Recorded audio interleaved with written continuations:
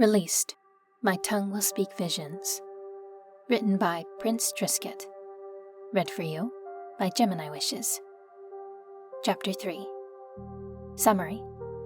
Tim sneaks out for some patrol time and gets 2 unexpected conversations for his trouble. Damian discovers that narrative can be sharpened into a blade. Someone tattles on Red Hood. And the stage is set, literally, for first contact. The only thing that makes life possible is permanent, intolerable uncertainty, not knowing what comes next. Ursula K. Le Guin, The Left Hand of Darkness. T-1 week, 3 days, 0 hours, 45 minutes, 19 seconds. There was the subtle thud of the grapple catching on a nearby ledge, then the zip-lining tension of it retracting. Tim braced, muscle memory, and pulled himself up onto the rooftop overlooking the alley and the handful of opportunist black clouds that he'd left zip-tied for the cops. It was good to be patrolling his own territory.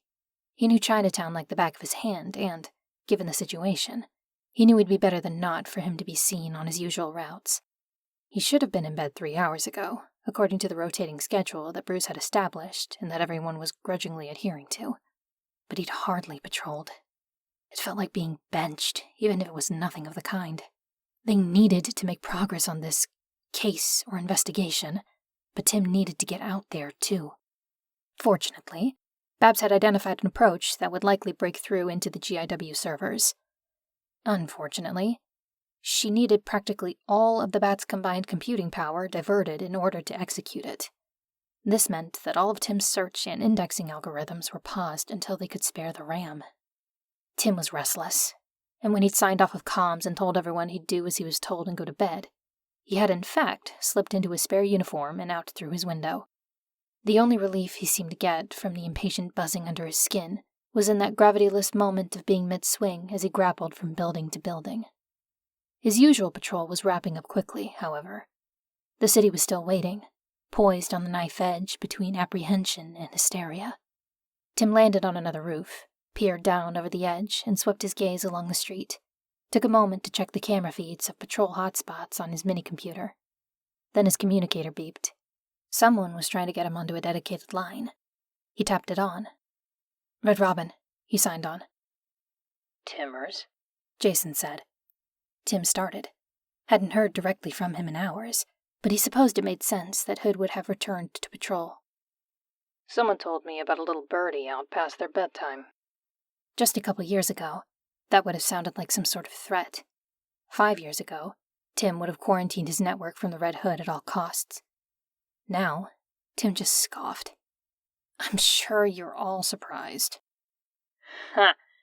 Figures you need to get out of the cave before too long. You're not wrong. He swung across the street and out toward Dixon Docks.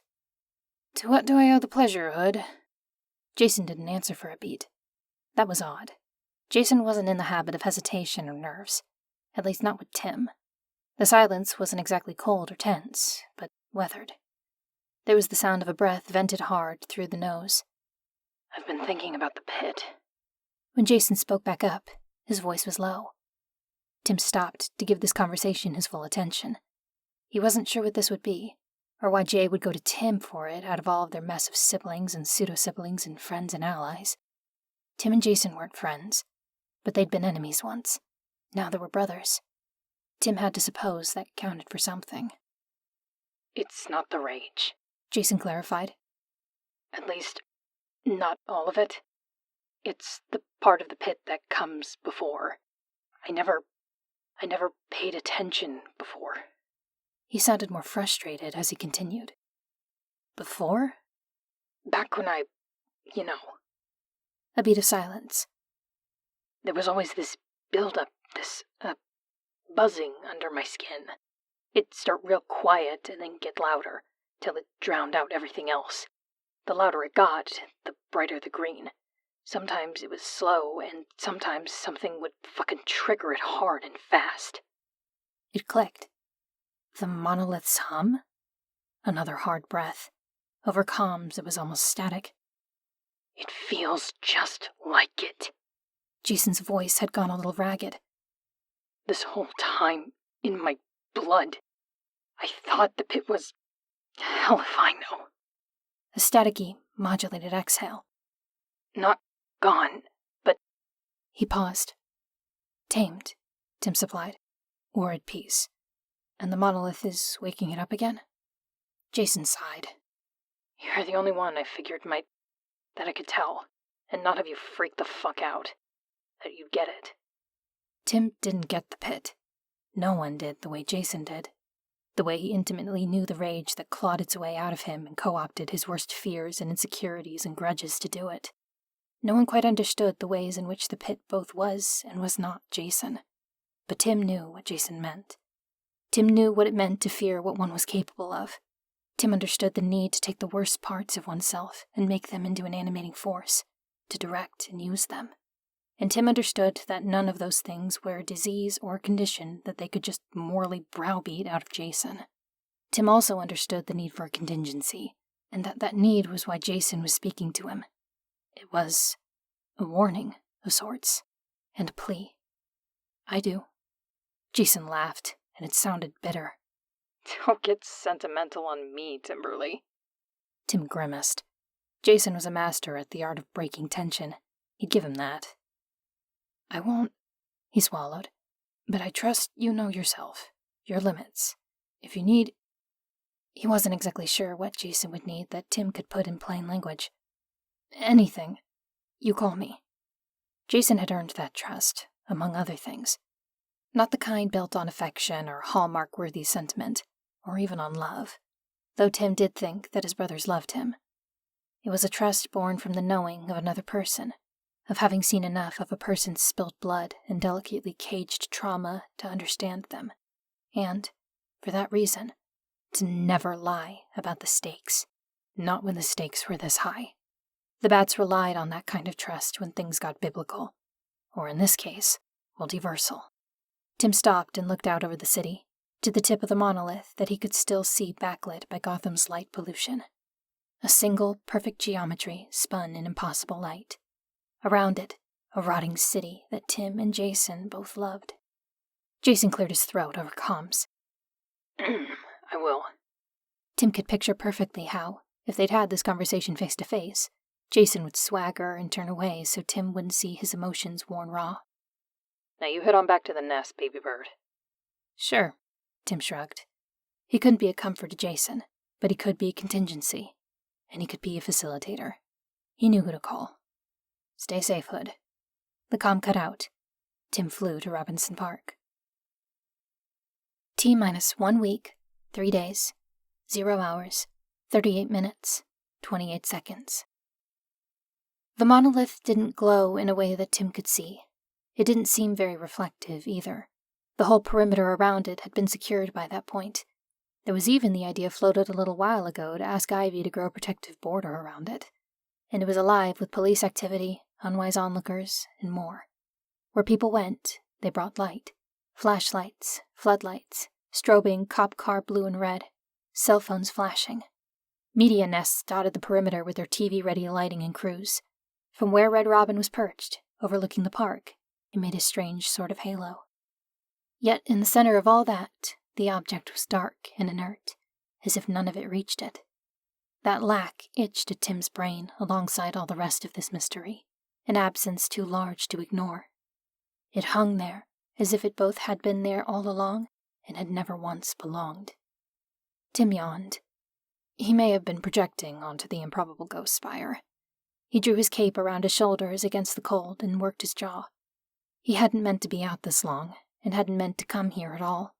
But he'd felt his gaze drawn towards the monolith all throughout his impromptu patrol, and his conversation with Jason left him feeling hollow, buzzing with thoughts that were only half-formed, colliding particles. So here he was. The humming was still there, of course. If he focused on it, he heard that same repeating message. He thought that not enough effort had been spent in specific analysis of its wording, and at the same time, understood why no one wanted to spend too long mentally honed into it. It sapped his concentration, which already threatened to peter out with the late hour. Tim was drawn from his thoughts by the sound of boots dragging through rooftop gravel, the kind of deliberate noise a bat made when making sure not to startle someone off a ledge. You're supposed to be off the clock, Nightwing said. His voice had the low, warning quality to it that it got when Dick was trying not to be worked up about something. Tim didn't look at him. Couldn't sleep, he said, and shrugged. Right. So naturally, you've parked yourself next to the extra-universal event site to brood. Totally normal behavior. Tim did face him at that, only so that Dick could witness the fully arch expression that he turned on him. Dick watched for a beat, laughed, and then dropped to a squat next to Tim, bumped their shoulders together. The movement evoked a strangled sort of nostalgia in Tim that he didn't want to give voice to. Did a tattle on me, then? Pfft, as if I need Jason's intel to find you, little bird, Dick said. Though he may have mentioned it. Figures, Tim sighed. But I'm sure you aren't going to try and drag me back to the manor, given that that would be deeply hypocritical, right? Hey! Dick's tone was all mock offense. I'm the well-adjusted one, I'll have you know. This is my sworn eldest brother duty. Well-adjusted. That was laughable. Tim laughed just to illustrate that point, even if he knew that that was what Dick wanted. And if Dick had eldest brother duties, they were more to Damian than anyone else, these days. Tim's expression fell, as did silence. It stretched. As with the rest of the family, his and Dick's relationship had largely recovered from Tim's year from hell, but it had recovered the least. Tim was surprised. Not that Dick had found him, but that he'd come at all.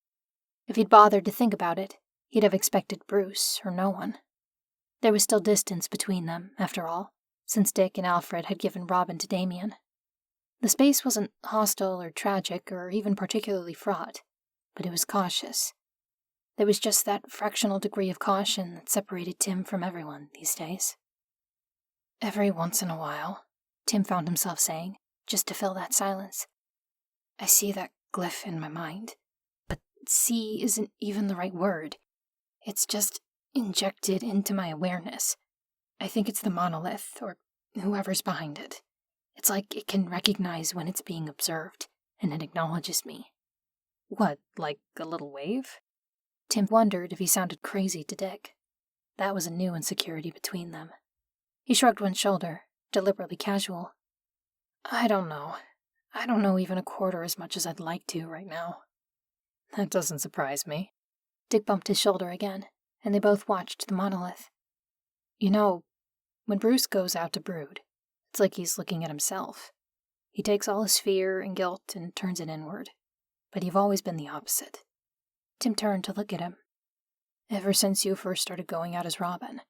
Whenever you're stumped or upset, you go out into the city and you watch. You stare at whatever it is that's on your mind until it all makes sense. That dragged an unpleasantly choking little laugh from Tim's chest, as if it had startled him. It was true. Tim had always watched since he was a little boy, even before he was unwisely stalking Batman and Robin across Gotham's skyline. He was an eye transfixed. He observed the world, and hoped with all his strength that in doing so he would belong to what he observed. When his parents were home, he watched them like a hawk, studied their behavior, the set of his father's shoulders, his mother's tight and flawless little smiles. He watched them catalog the results of their digs, and watched them take calls for Drake Industries, and watched them leave him in a series of departures that never ended, until it did. Jack Drake had once commented that Tim's eyes, wide and near violet blue, unnerved him. As Tim got older, he watched the bats. He watched Robin's quadruple flip, and in doing so discovered that Robin was Dick Grayson. In being observed, the world changed, and Tim changed with it. Robin passed from Dick to Jason, and Tim changed with the magic that followed Jason's Robin. Jason died, and everyone changed when the magic went with him. No matter what, he'd had his eyes wide and watching, for better or worse. He wondered if Dick could even guess at how often Tim had wanted to stare at him until he made sense. Yeah, well, it's time the abyss stares back. He made a level gesture of one hand, a private little joke. You think it's picked you somehow, or for some reason? Tim cringed at the implication. It's not about picking or about me. I don't have the slightest idea about what it is. What I think is that whoever is behind the monolith is tuned into something, and I think our attempts to measure it are pinging that something. He vented a frustrated breath. I know that's vague as hell. Call it a gut feeling, or investigative instinct, or whatever you like. His hands had clenched into fists as he spoke, he realized, and he relaxed them deliberately. Hey. Tim realized that Dick was looking at him now. His voice had gone very gentle. I'm not saying you're wrong. I don't doubt your intuition. What I'm trying to say is that... Dick took a deliberate, short breath, as if to fortify himself. What I'm trying to say is that it scares me sometimes, the way your vision tunnels in on problems like this. Tim recoiled from him like he'd been burned, and yet Dick pressed on. It makes you a hell of a detective, little bird, but it also has a tendency to place you in danger to an unreasonable degree. That's what scares me. That's what happened when you went looking for Bruce. Tim was surprised to find that it settled him a little, to have Dick talking about it in direct terms rather than dancing around it. You fixated on it, you disappeared, and the next thing I know, I'm catching you out of free fall from a 45th floor window. Tim can't deny that that's what had happened. This is nothing like that, Dick. Yet. A beat. Dick sighed. I'm sorry. Maybe I'm getting ahead of myself. But you know me. That Tim did. His eldest brother was fiercely protective in a way that could be obstructive in its intensity. It left him with a frustrating tangle of emotions that he'd thought was largely behind him. He was too tired to parse them. He was, all at once, too tired for just about anything. Yeah, was all he said, as he sagged against his brother who, surprised, caught him with one arm around his shoulder. You know, that was quite a guilt trip to pull just to get me to go to bed. Dick laughed. What can I say? His tone was dry. You're a formidable opponent, little bro. He tugged Tim in closer against his side. The static snowing returned. Dick sensed it too, by the way he tensed. This time, it wasn't words or a glyph. It was the memory of standing at the edge of a pool of dark water. Its surface was still, undisturbed by wind or movement of any kind. Tim saw himself on its surface, a reflexive imagining. That imagining was broken when something surfaced from within that pool, breached without so much as a ripple, not with sound or force. It was a flower bud, whose stem receded into the inky water. A lotus, creamy pale petals tinged pink at their tips and green at their bases. It unfurled in perfect, fluid motion, 24 petals in all. It unfolded, platonic ideal, ritualistic. And at the center of it was an eye. The eye turned slowly. Its iris was a bright, unnerving, pupilless green. Tim could just see, by the subconscious, communicative impressions of whatever this was, as the eye rotated into perfect center, watching wide, and one single petal fell. It didn't disturb the surface of the water as it fell.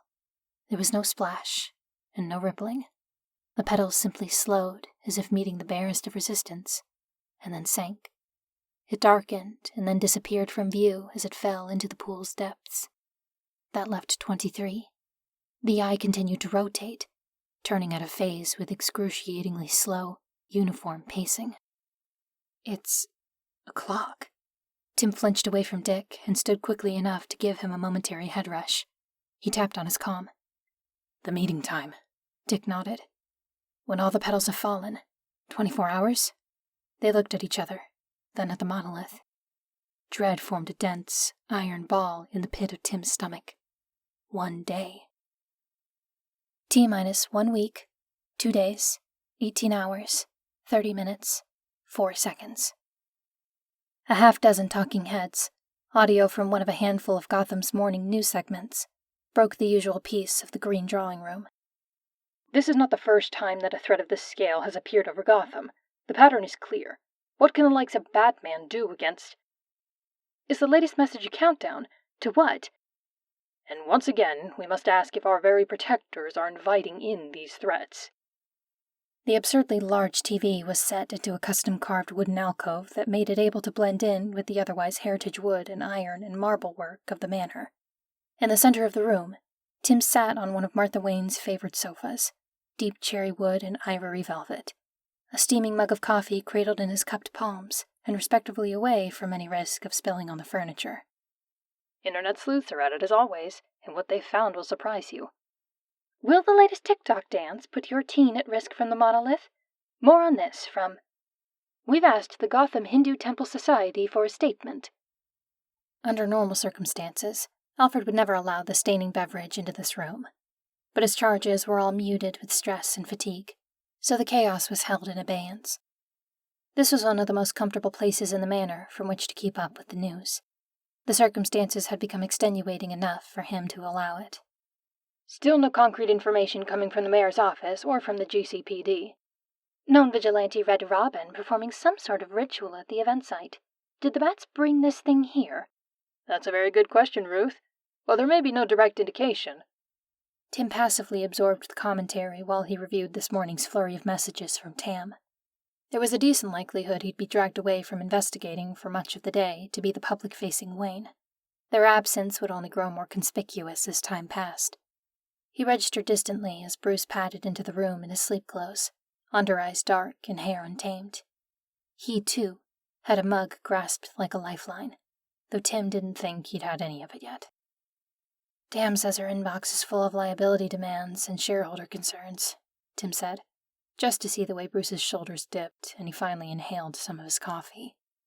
Bruce didn't actually respond for a long moment. He blinked, slow, thoughtful, eyes on the TV just as Tim's were. It reminded Tim of those golden couple of years when he, Dick, and Bruce had become family, and before Damian and Jason had shattered that. Easy mornings with his mentor as the two of them came to life over coffee and shared case files in a way that only the two of them seemed to get. He was a decade's worth of time away from those moments. Having it again, now, even in scattered instances, was an acutely bittersweet thing. Damian trailed into the room and sat cross-legged on one of the matching armchairs, tea in hand, and Alfred came in after him bearing folding trays. Bruce took another long sip, and Tim mirrored him. Of course it is, Bruce eventually sighed. Because of the monolith, I imagine. More because I haven't released a public statement on it. They want us to condemn it for an active presence, I suppose. Bruce placed his mug on the tray provided, which also held a platter of breakfast pastries, and sank back against the velvet. On TV, the news anchors continued to spiral. Some are suggesting that these sensors, alleged Wayne Enterprises tech, are proof of the company's involvement in this mess. There is a likelihood that they are providing assistance to the police. Tim sighed. Probably should have taken it down, but I need to continue gathering background data. Damian snorted, but didn't say anything. Bruce wasn't awake enough to be critical.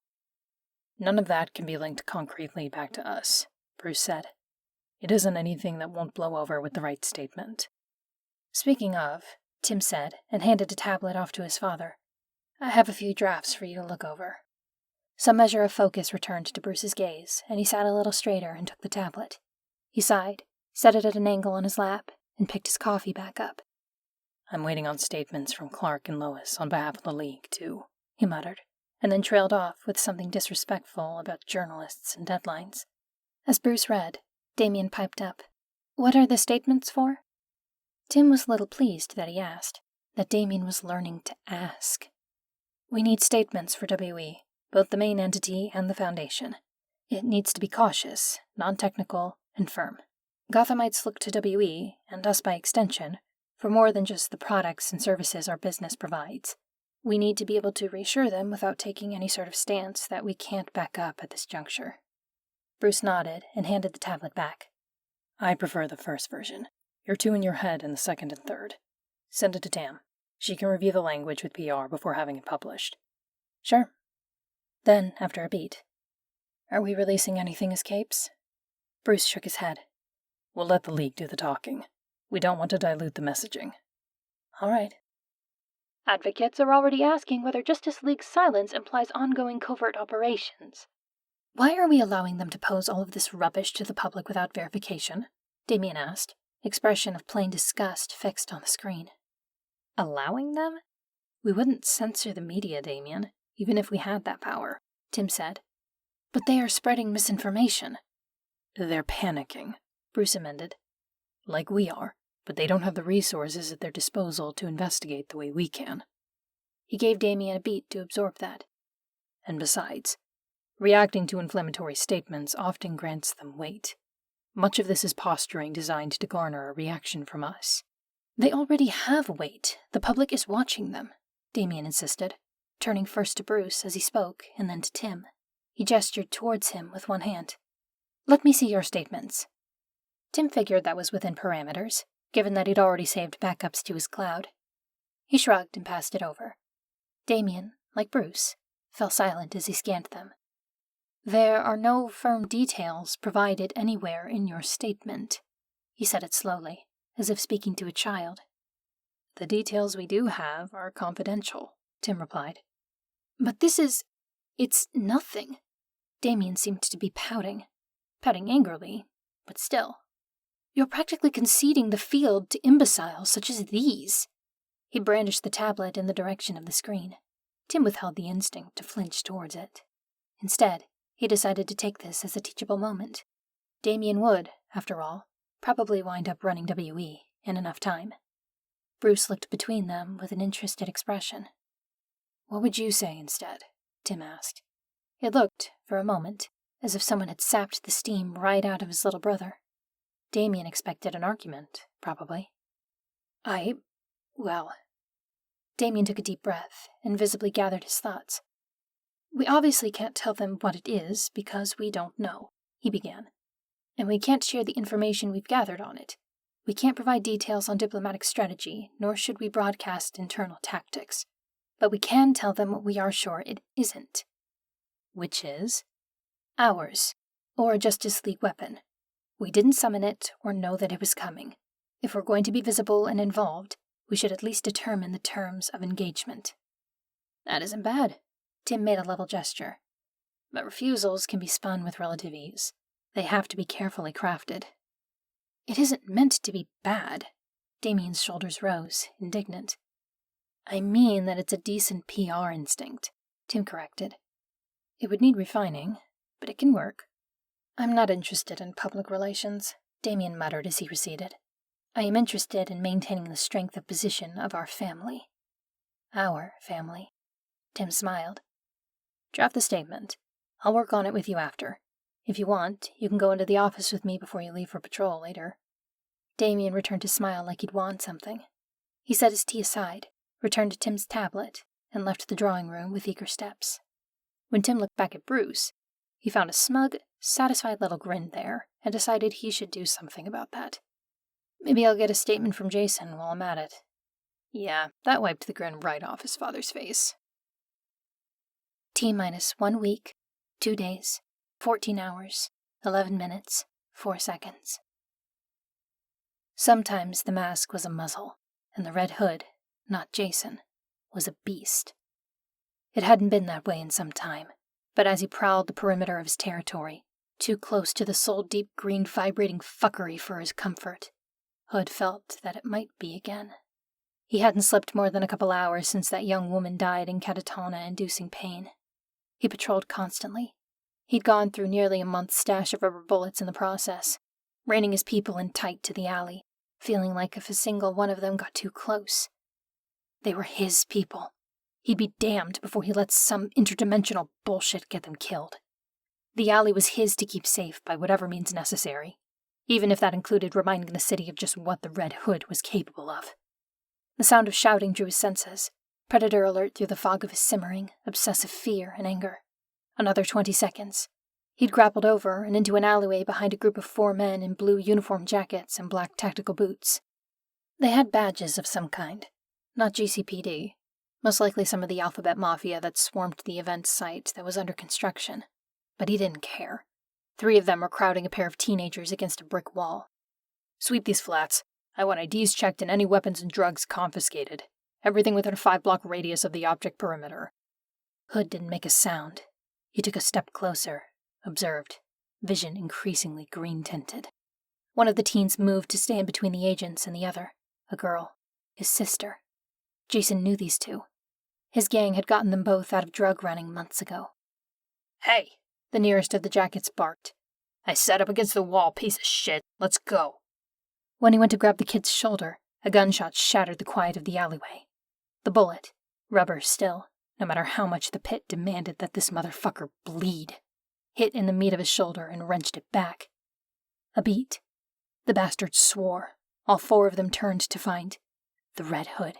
Pair of handguns drawn and aimed, body held in a stillness that spoke of predator instinct. If you want to live, Hood forced himself to grit out through the green. Put your hands where I can see them right now. One of them went for their gun. Hood's shot took the holster off his belt and sent the thing clattering to the ground.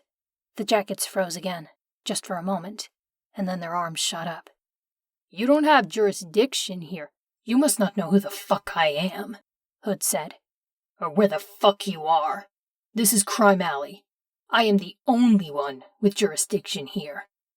The pit raged and frothed at the back of his mind like a caged hound.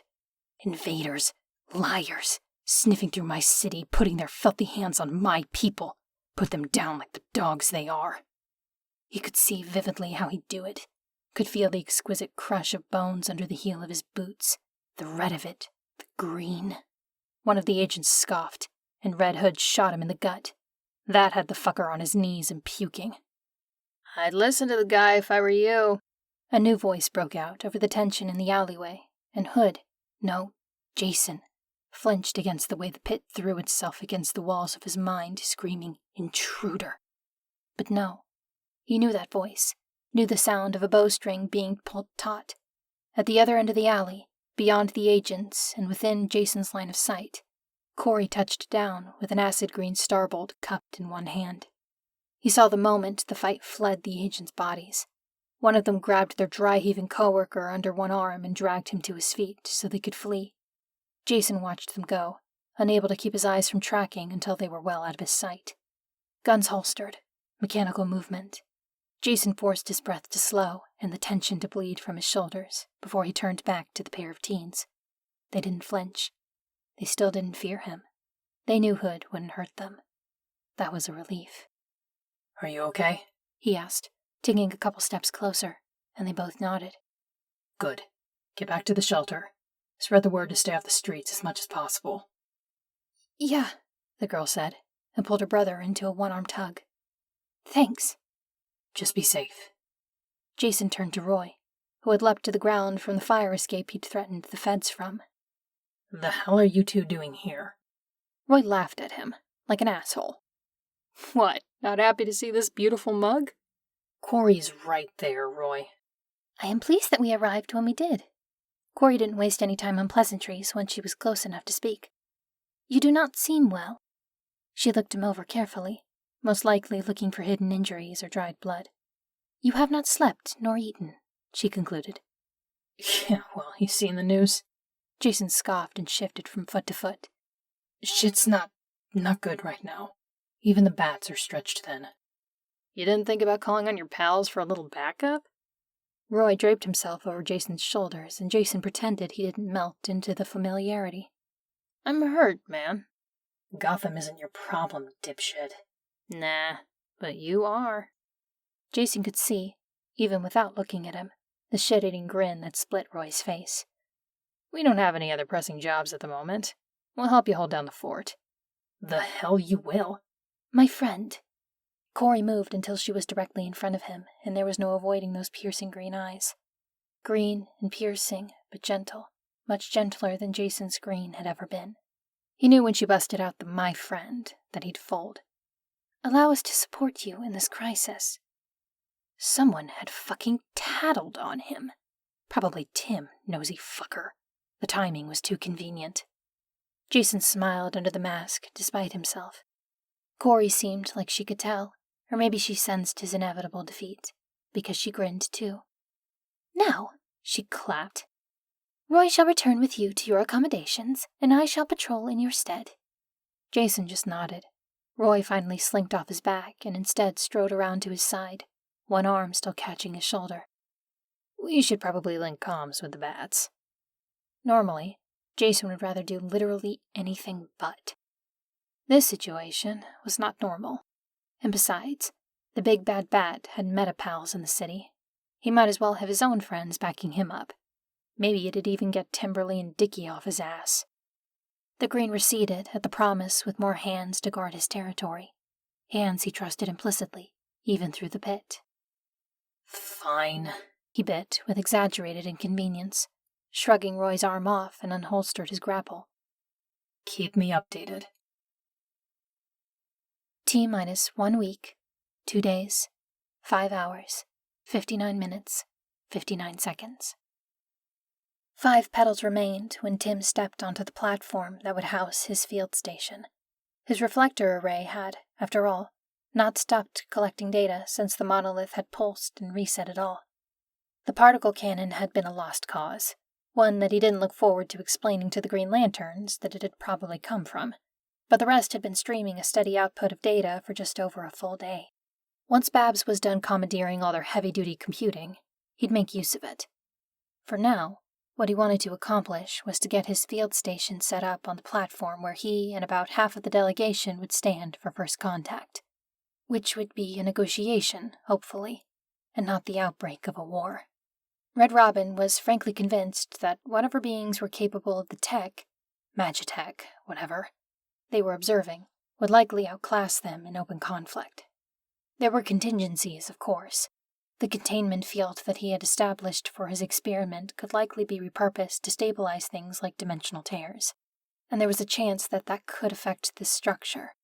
The watchtower housed a handful of rather more useful weapons in that vein, and some of it would be deployed to New York and D.C. just in case. On top of that, there was a decent likelihood that magic would be an effective deterrent, and they had Captain Marvel on deck. Still, Tim had his fingers crossed for peaceful negotiation, even if they might be fraught. His platform was the innermost of 3 stacked curbs. They were armored and raised command deck platforms, courtesy of Wayne Tech's DoD contracts, outfitted with modular barriers, tactical displays, and secure uplinks connecting them to the other 2 earthbound monolith sites, as well as the watchtower. The nearest of them was butted up about 10 yards from the invisible perimeter of interference. It would house him and his work, Oracle's relay, Nightwing, Batman, Marvel, and 2 agents that Tim suspected would be covert DEO. He planted bugs on them and resolved to follow up on their potential involvement later. The middle curve held Mayor Hattie, Commissioner Gordon, a team of both their immediate staffs, 2 WE legal observers, and liaisons from the state and federal governments, as well as from the UN monolith site. It stood about 10 yards back from the first platform and was flanked by 2 towers that were each packed to the brim with jamming equipment, broadcast dampeners, and automated defenses both ballistic and energy. The outmost arc of it was around 40 yards. The outermost curve was more distant, another 30 yards back from the area of interference. It held media nests, approved sightline corridors, and tents from the news and other media outlets camping there. 3 local, 6 national, and 1 international. All around the 3 platforms were medical tents, auxiliary structures, security personnel and checkpoints, and any number of other things that Tim had obsessed over for the past several hours. It had thoroughly derailed his investigation and left Damian, who had been an enthusiastic participant initially, frothing at the incompetence of your average government lackey. There was, also, another large tent on the lawn between the 2 outermost platforms for a civilian interest group whose presence Jason had heavily advocated. It was late enough for the lights to begin to go up, and here, in the midst of it, the floodlights were nearly daylight bright. Red Robin took his time getting his mobile station set up and connected to Oracle's relay, which would protect Vigilante and Watchtower connections from other prying interests, since everyone was shoved into close quarters. "Isn't it nice how a crisis brings people together?" Flash said from over his shoulder, and, when he turned, he found him practically hanging off of Nightwing. Red spared a meaningful glance for Wing before looking back at Flash. "Sure," he said. "Makes me all warm and fuzzy inside. I always wanted to have a picnic with the mayor and about 6 different national intelligence bodies." "Oh, is this thing catered? Because let me tell you, I am starving." Flash grinned, and Nightwing shoved at his face. "I'm sure there will be pizza before too long," Red sighed. He got his setup connected back into his reflector array and decided he'd skim over the past 29 hours of data since he'd be there for another 5. "Had any breakthroughs on that glyph?" Flash asked, now more serious with numbers flashing in front of him.